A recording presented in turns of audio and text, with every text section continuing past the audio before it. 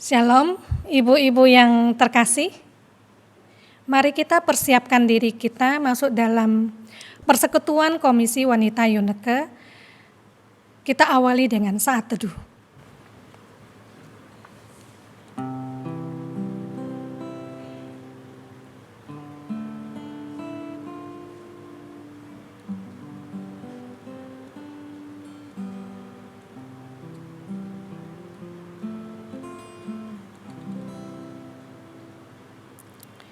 Ibadah persekutuan Komisi Wanita Yuneke dimulai di dalam nama Allah Bapa, Allah Putra, dan Allah Roh Kudus.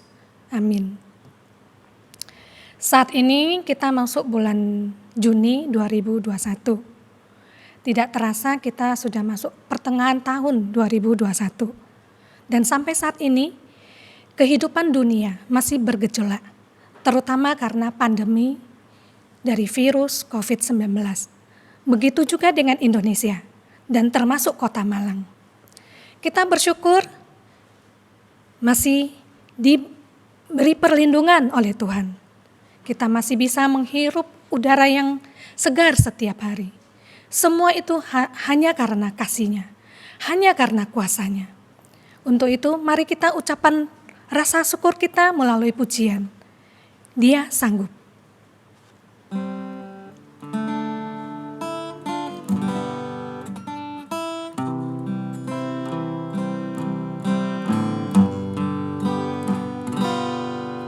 Yesus Tuhan, mulialah namanya. Yesus Allahku, besar kasih-Nya.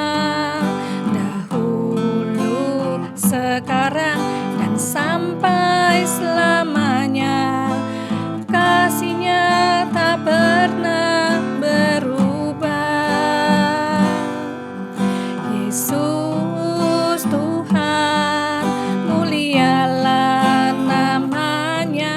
Yesus Allahku, besar kuasa-Nya.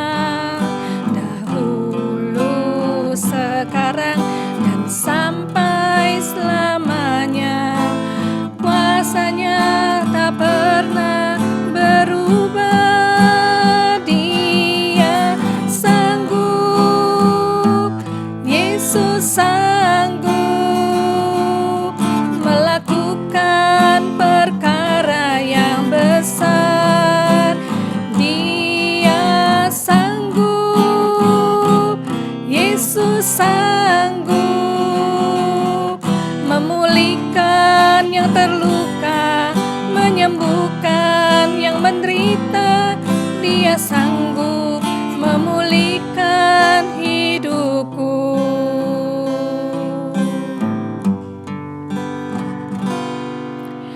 Yesus Tuhan, mulialah namanya.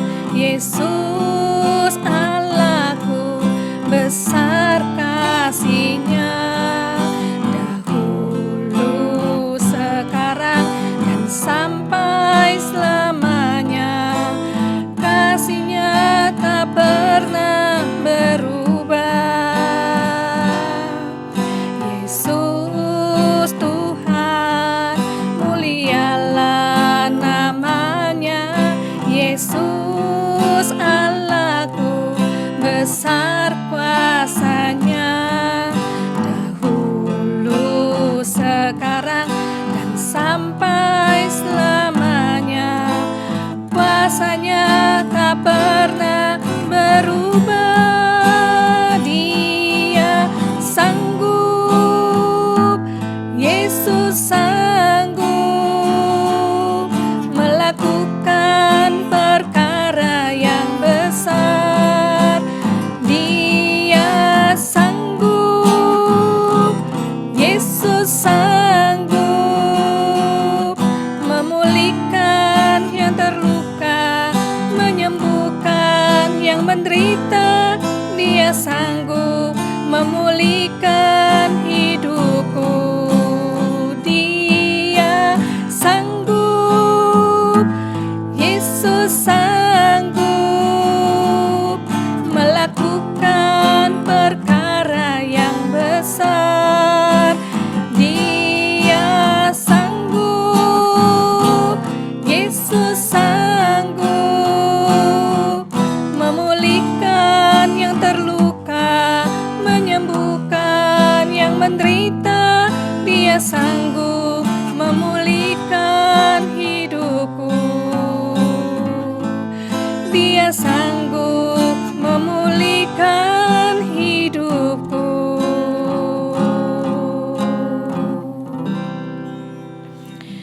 Mari kita berdoa. Bapa, kami mengucap syukur Engkau adalah Allah yang sanggup melakukan segala perkara dalam hidup kami. Kami mengucap syukur karena kasih-Mu, karena kuasa-Mu. Engkau tetap melindungi kami dan menaungi kami.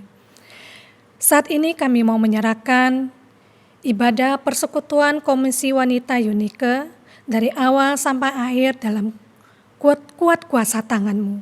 Kiranya Engkau sendiri yang menyertai dan memberkati. Terima kasih Bapa. Dalam nama Tuhan Yesus kami berdoa dan mengucap syukur. Amin. Firman Tuhan sore ini akan disampaikan oleh Evangelis Margaret. Mari kita menyambut firman-Nya, kita masuk dalam pujian besar anugerah-Nya. Karena dengan besar anugerah-Nya kita boleh menikmati firman-Nya.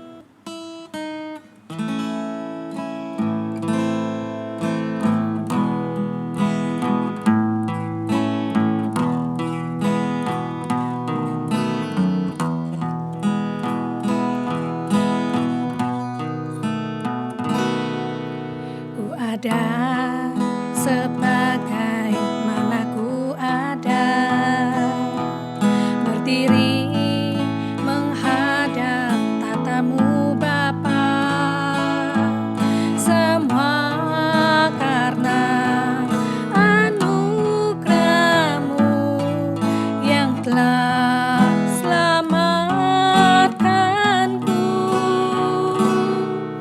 Ku hidup dalam segala kelimpahan, ku layak untuk melayani Tuhan, semua karena anugerah-Mu tercurah bagiku. Besar anugerah-Mu, berlimpah kasih-Mu, semakin hari semakin bertambah. Besar anugerah-Mu.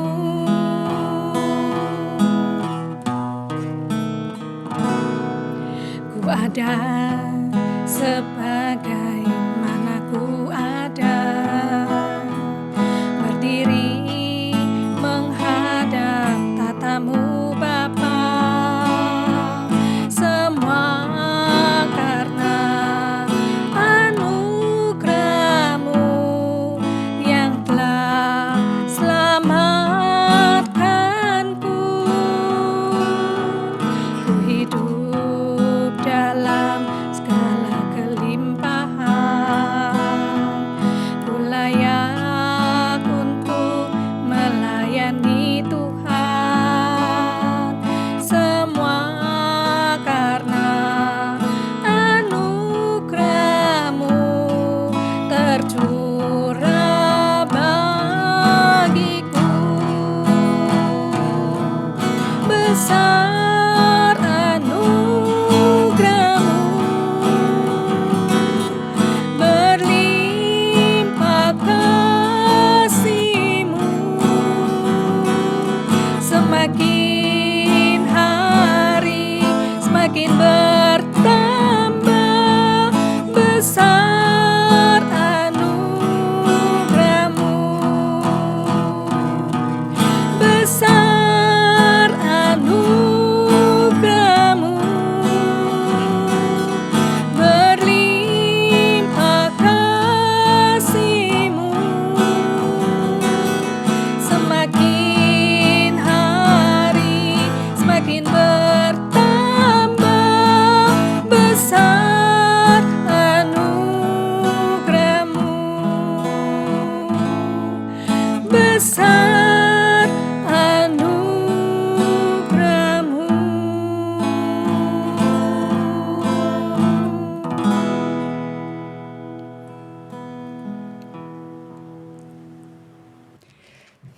Selamat sore ibu-ibu, shalom. Sudah lama kita nggak berjumpa, tapi saya yakin Saudara-saudari sekalian, di dalam keadaan sehat dan juga tetap punya semangat. Sore hari ini saya diberikan satu tema, yaitu karakter Kristiani. Tapi di situ aku juga mau menjelaskan bagaimana pembentukan daripada karakter ini. Mari kita berdoa. Bapa di dalam surga, kami sungguh bersyukur kepadamu karena kasih karuniamu menjagai kami sehingga kami ada sampai saat ini. Tuhan, kami sebentar akan mendengarkan firman-Mu, Engkau juga sertai kami, Roh-Mu sendiri yang membimbing kami. Terpujilah nama-Mu, di dalam nama Tuhan Yesus kami telah berdoa. Amin. Sore hari ini kita akan mengambil firman Tuhan dari Galatia pasal 5 ayat 22-23. Tetapi buah roh ialah kasih, sukacita, damai sejahtera, kesabaran, kemurahan, kebaikan, kesetiaan, kelemah lembutan, dan penguasaan diri. Karakter seseorang dapat dipancarkan dari perilakunya di dalam kehidupannya. Apakah karakternya itu dia baik atau karakternya itu tidak baik? Apakah karakternya itu adalah mencerminkan karakter Kristiani atau tidak? Karena ada karakter yang memang baik, tetapi dia bukan mencerminkan karakter Kristiani. Saudara-saudara, hari ini kita akan mempelajari tentang karakter Kristiani dan pembentukannya. Nah, kita tidak akan membahas tentang buah roh ini secara perinci, namun kita akan mempelajari bagaimana karakter itu terbentuk dan bagaimana karakter itu Kristiani itu dikehendaki oleh Tuhan. Apa yang dimaksud dengan karakter?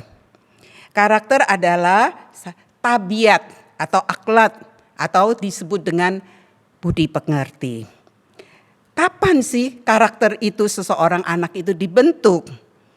Karakter seseorang terbentuk sejak dini, yaitu sejak anak itu lahir sampai masa remaja. Jadi kira-kira antara 0 tahun itu terus sampai sekitar 17-18 tahun.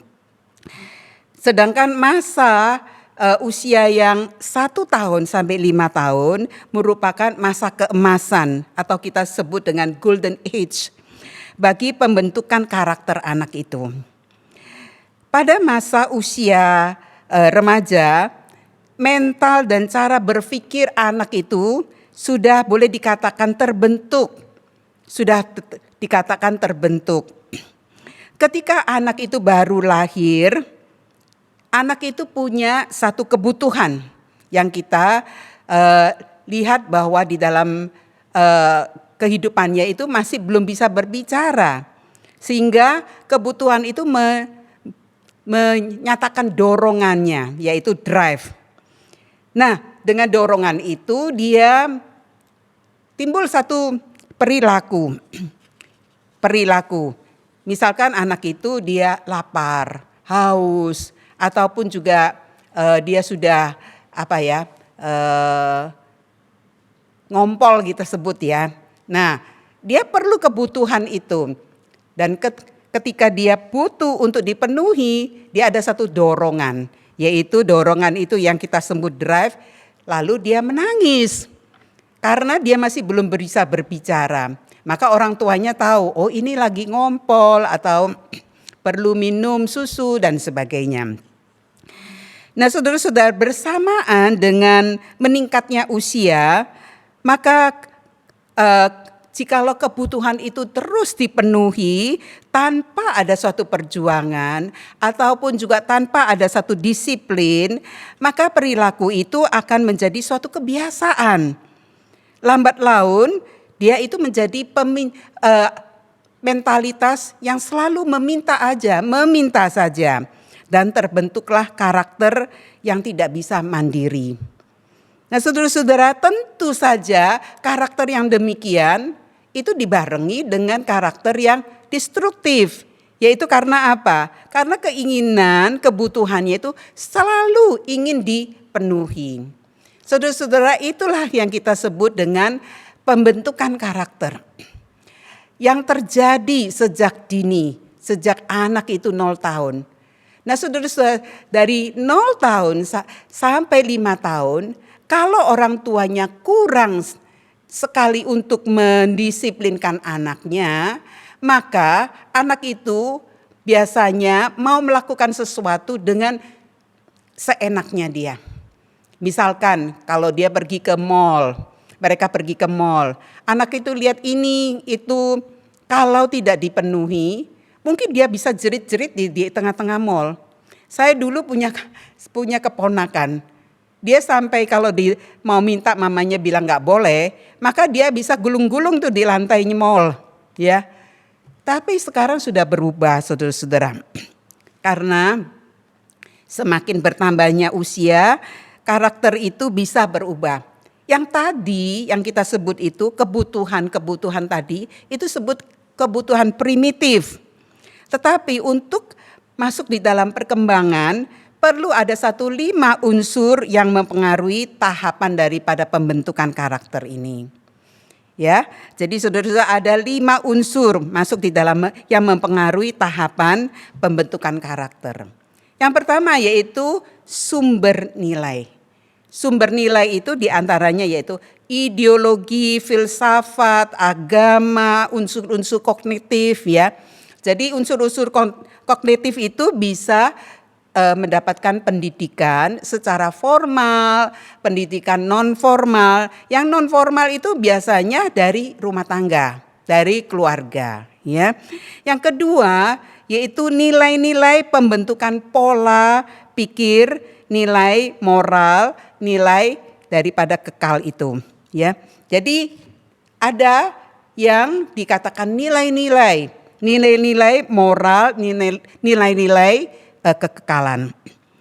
Dan jikalau itu semua saya sebutkan, kalau itu ideologi, filsafat, agama, pendidikan atau unsur kognitif tadi itu dengan nilai-nilai tadi itu merupakan konsep dasar di mana mengacu kepada kerangka daripada pemikiran anak itu ya, maka itu akan menjadi satu mentalitas yaitu terhadap pandangan dunia. Kita sebut dengan world view ya. Mentalitas anak itu masuk ke dalam hati. Dan itu secara sadar tidak sadar terjadi suatu perilaku di dalam kehidupannya. Jikalau itu sudah menjadi perilaku yang berulang-ulang, maka itu menjadi kebiasaan dia melakukan demikian, kebiasaan dia begini, dan itu akhirnya menjadi karakter. Saudara-saudara yang dikasihi Tuhan, tadi kita sudah membicarakan tentang hati yang membentuk mentalitas itu, yaitu karena ideologi atau nilai-nilai dan sebagainya, dan juga unsur-unsur agama, unsur-unsur pendidikan. Dan kemudian kalau itu sudah dimotivasi, sekali lagi, kalau sudah dimotivasikan itu menjadi mentalitas, maka yang berulang-ulang perilakunya itu timbul perilaku yang berulang-ulang itu menjadi karakter. Jadi paham ya ibu-ibu ya. Jadi itu karena dari keluarga, dari lingkungan sekolah dan sebagainya akan membentuk kerangka pikir itu. Dan itu menjadi ke dalam hati, menjadi suatu mentalitas, kemudian akan timbul perilaku. Perilaku yang berulang-ulang menjadi kebiasaan dan itu menjadi karakter daripada seseorang. Lingkungan apa saja yang memengaruhi dia? Yang pertama yaitu keluarga. Keluarga kita menurut beberapa orang yang menyelidiki yaitu 60% daripada karakter seseorang dibentuk itu dipengaruhi oleh keluarga sebanyak 60%. Sedangkan institusi pendidikan memberikan pengaruh sebesar 25 sampai 30%.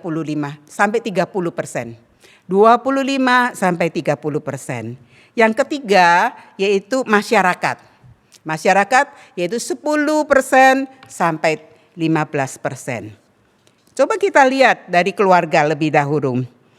Model keluarga sangat penting dalam memberikan pengaruh terhadap pertumbuhan daripada karakter seseorang.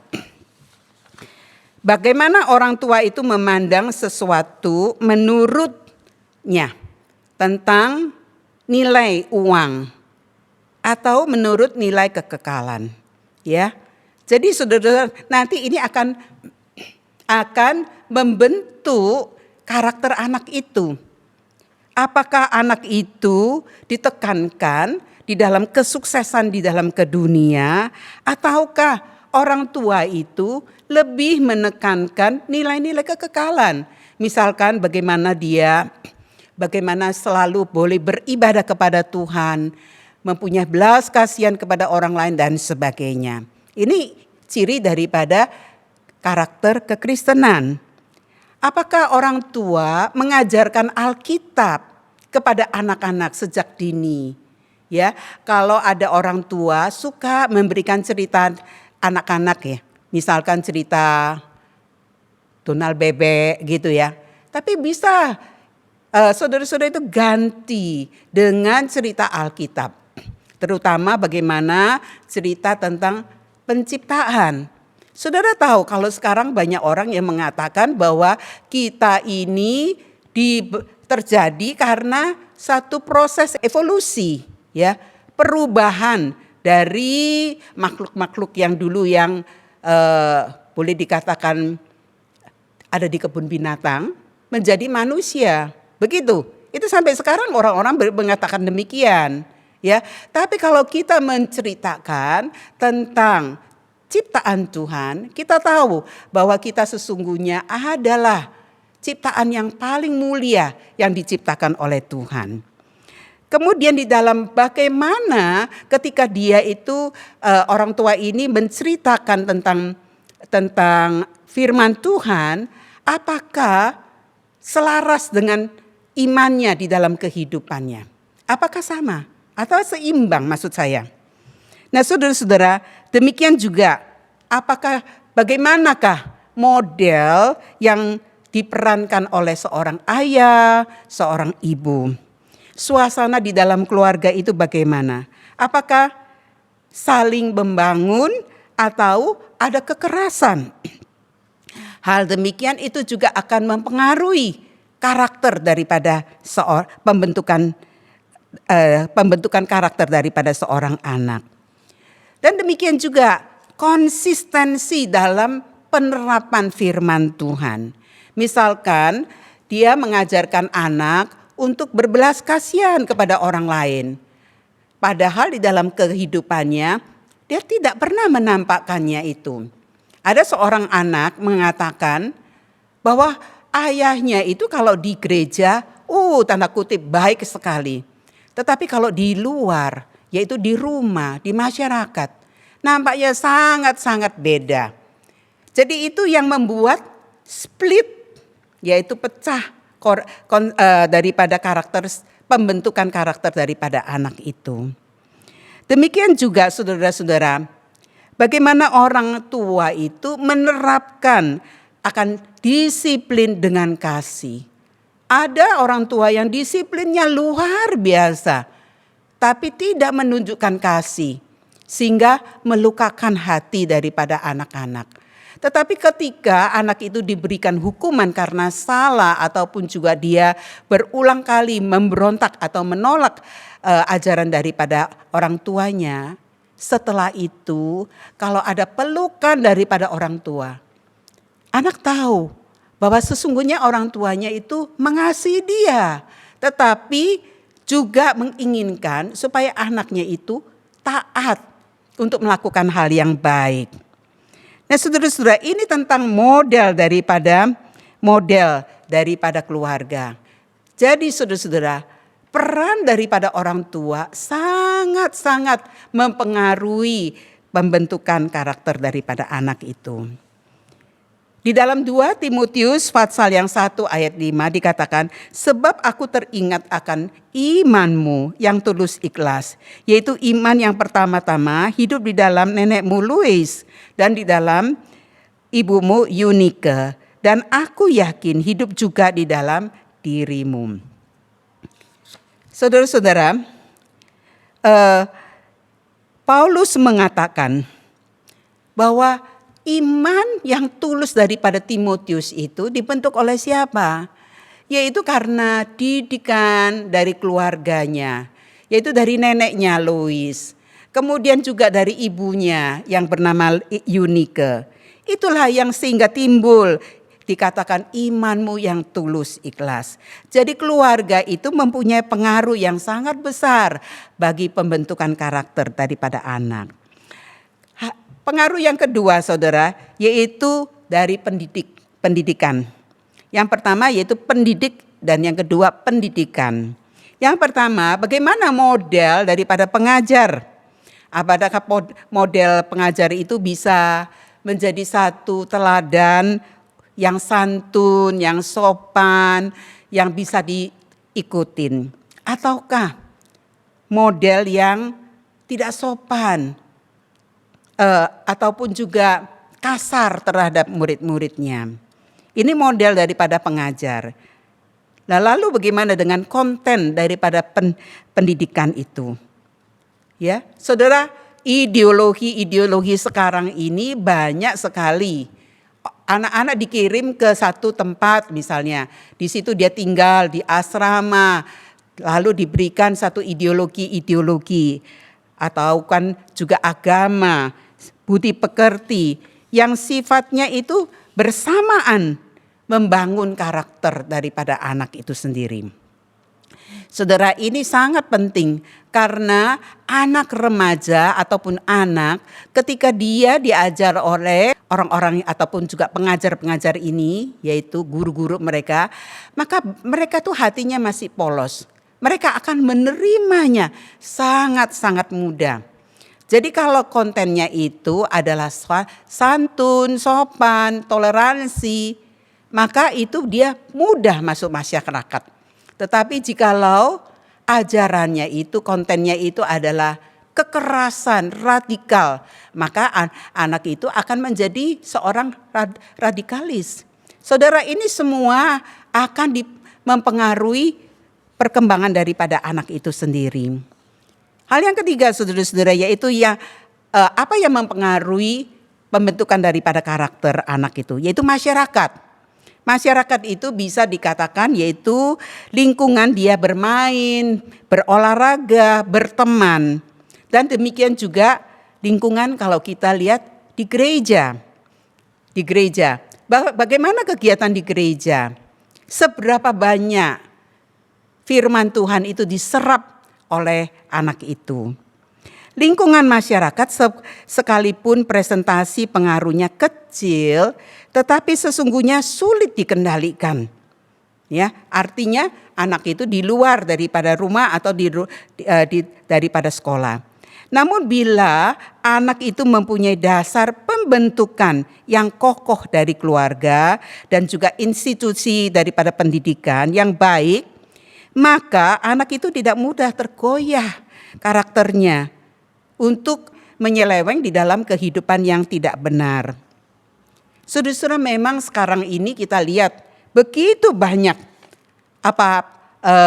di masyarakat yang mudah membuat anak itu terjerumus. Tetapi 3 hal ini kalau kita bisa mengontrolnya dengan baik, maka anak itu akan mempunyai karakter yang baik. Yaitu keluarga, institusi pendidikan, kemudian ketiga yaitu lingkungannya. Karakter yang dibentuk sejak kecil dapat juga berubah, saudara-saudara, yaitu menjadi lebih baik atau lebih buruk dengan bertambahnya usia. Memang karakter itu seseorang tidaklah sempurna. Kita ini sampai saat ini belum sempurna, tidak sempurna. Namun firman Tuhan mengatakan demikian, hendaklah kamu sempurna sebab Bapakmu di sorga sempurna. Jadi saudara-saudara, kita dituntut oleh Allah Bapa kita untuk menjadi seorang yang mempunyai karakter Kristiani yang sempurna. Dengan pertolongan Roh Kudus, kita mengharapkan karakter kita itu semakin hari semakin serupa dengan karakter daripada Kristus. Ya, jadi semakin hari semakin serupa dengan karakter Kristus. Apa saja itu karakternya? Yaitu kebenaran, iman, kemurahan, belas kasihan, kebaikan, kepedulian, keberanian, mengampuni, kesetiaan, kebijakan, toleransi, ketulusan, sabar, taat, bersyukur, rasa puas. Ya, rasa puas itu artinya apa adanya kita bisa bersyukur. Kesucian, kasih, sukacita, suka berdoa, kemurahan, nilai kehidupan yang baik, nilai kehidupan kekekalan. Saudara-saudara yang dikasihi Tuhan, kalau ini kita sudah dengar di gereja, mungkin kita juga membaca Alkitab, tetapi seringkali kita ini belum bisa melakukannya. Saya misalkan mengambil contoh ya. Kalau kamu tidak suka dibentak-bentak orang, mengapa kamu suka membentak orang? Begitu aja lihat ya. Kalau kamu tidak suka tidak dihormati orang, mengapa kamu tidak menghormati orang? Kalau kamu tidak suka dibohongin orang lain, mengapa kamu berkata tidak jujur? Misalkan kepada anak, ayo makan. Selesai nanti mama belikan es ya, belikan mainan. Tetapi ketika mereka itu pergi ke mall, ada es krim, ada mainan, mamanya tidak memberikan. Itu hanya bohong saja supaya anaknya bisa makan dengan baik. Nah saudara-saudara, kalau bapaknya bilang, nanti ya lain kali kita pergi ya jalan-jalan. Tiap kali anaknya berkata, kapan Pak? Iya nanti, Papa lagi sibuk. Kapan nanti lagi sibuk? Sampai tuanya, anaknya yang sudah dewasa ini juga mengatakan, Pak saya lagi sibuk gak bisa nemeni Papa. Jadi saudara-saudara, ini semua akibat daripada perbuatan kita.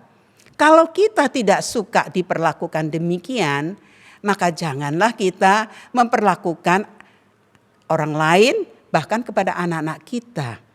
Saudara-saudara, pembentukan daripada karakter anak itu sangat-sangat penting. Jangan diserahkan kepada ibu-ibu saja. Orang tua itu namanya suami dan istri. Jadi suami pun juga mempunyai peran. Katakan itu kepada suamimu ya.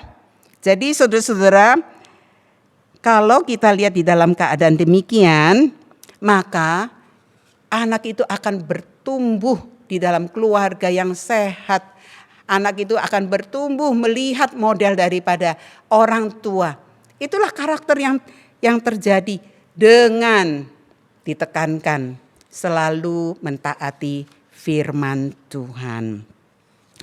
Di dalam Galatia pasal yang ketiga, ayat yang ke-12 sampai 17, saya bacakan demikian. Agak panjang ya ibu-ibu, tapi sabar mendengarkannya.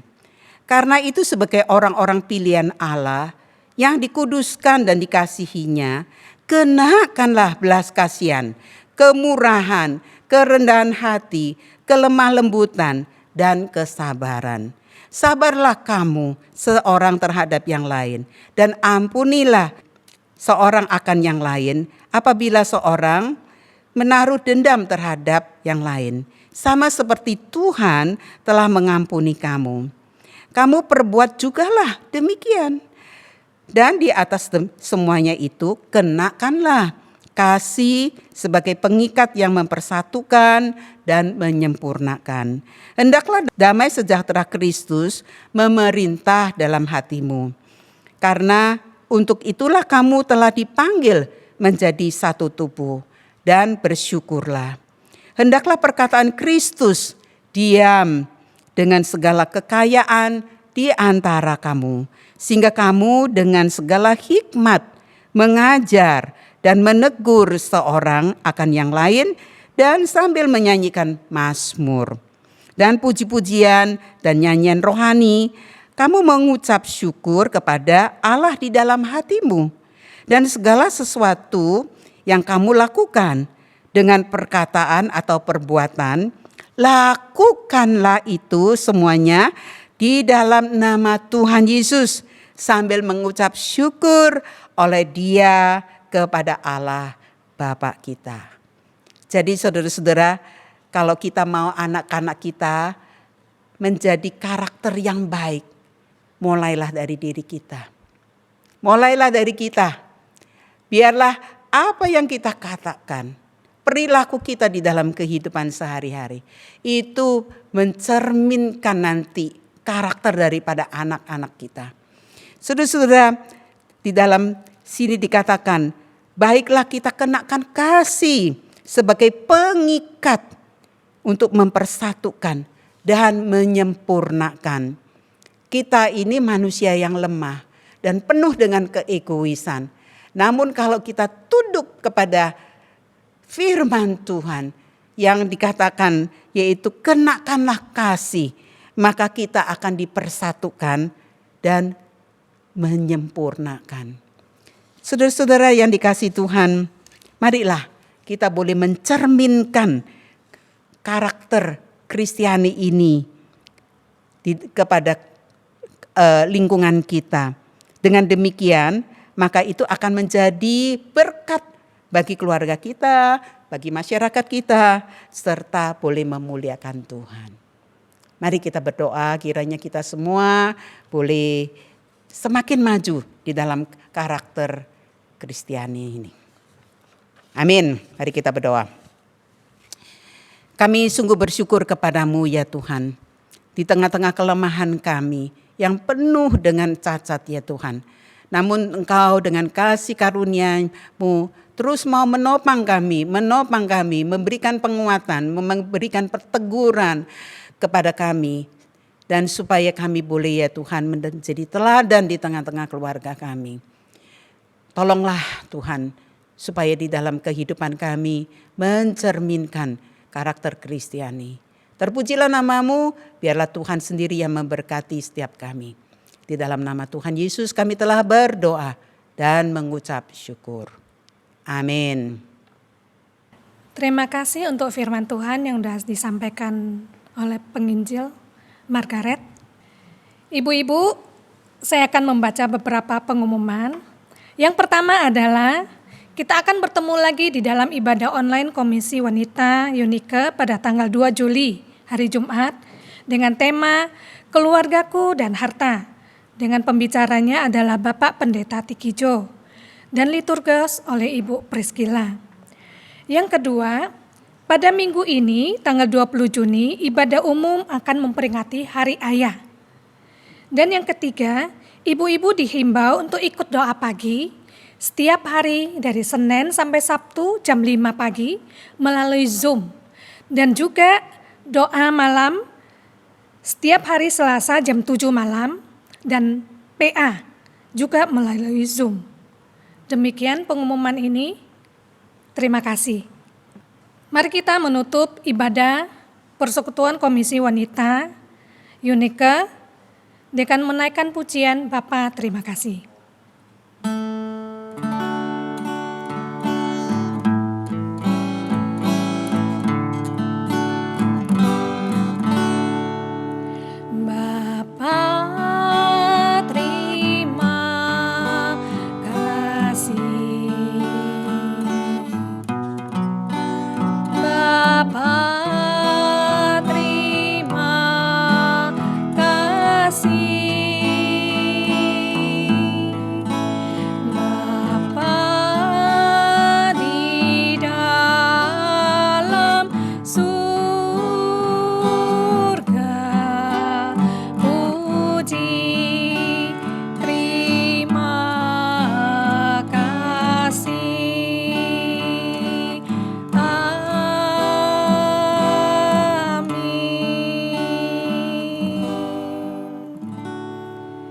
Terima kasih, Tuhan memberkati.